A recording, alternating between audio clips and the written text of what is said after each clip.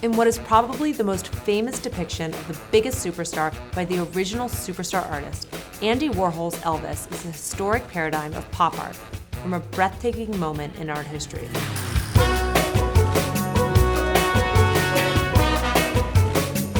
By the summer of 1963, 34-year-old Andy Warhol was beginning to transform the landscape of American visual culture. The previous year, he had perfected his silkscreen technique, and his obsession with the cult of celebrity led to images of icons such as Marilyn Monroe, Jackie Kennedy, Elizabeth Taylor, Marlon Brando, and of course, Elvis Presley. At the time, the 28-year-old Elvis was a cultural phenomenon, the subject of almost religious fervor for his worshiping fans. This kind of global sensation presented a perfect subject for Andy Warhol.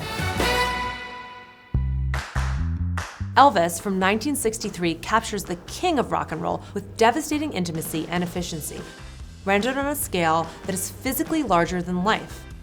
Warhol's source image was a color publicity still for the Western film Flaming Star, where Presley poses as a gunslinger. In this way, we're not only presented with all of Elvis, man and legend, but we're also confronted with the specter of death, staring at us down the barrel of a gun. Warhol was undoubtedly drawn to Elvis's impressive trinity of fame as a musician, actor, and sex symbol. And his depiction here displays not so much the ambition to record a physical likeness, but more his love affair with the glamour of celebrity and the drama of violence.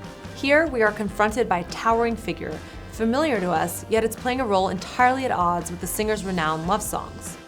The fact that we might not even question why Elvis is pointing a gun rather than a guitar speaks to his overwhelming power and of Warhol's own ability to test the limits of the popular visual vernacular. Warhol was interested in movie stars above all else because they most closely represented mass culture. As with Marilyn, Liz, and Marlon Brando, he instinctively understood Elvis as not only a celebrity, but a brand, an industrialized construct designed for mass consumption, not unlike a Coca-Cola bottle or a Campbell's soup can. Elvis offered Warhol the biggest brand of all. Warhol projects his subject on a silver surface, a treatment also used for his most celebrated muses. The synthetic metallic paint becomes allegory for the manufacture of the Elvis product, while at the same time it denotes the glamour of the silver screen and the attractive fantasies of cinema. By harnessing the foundation of Western popular culture, the birth of the cool, rock and roll, and unashamed sex appeal, Elvis celebrates a subject that permeated mass consumer consciousness like no other, and as such is a principal icon of Warhol's art and an indisputable icon for our age.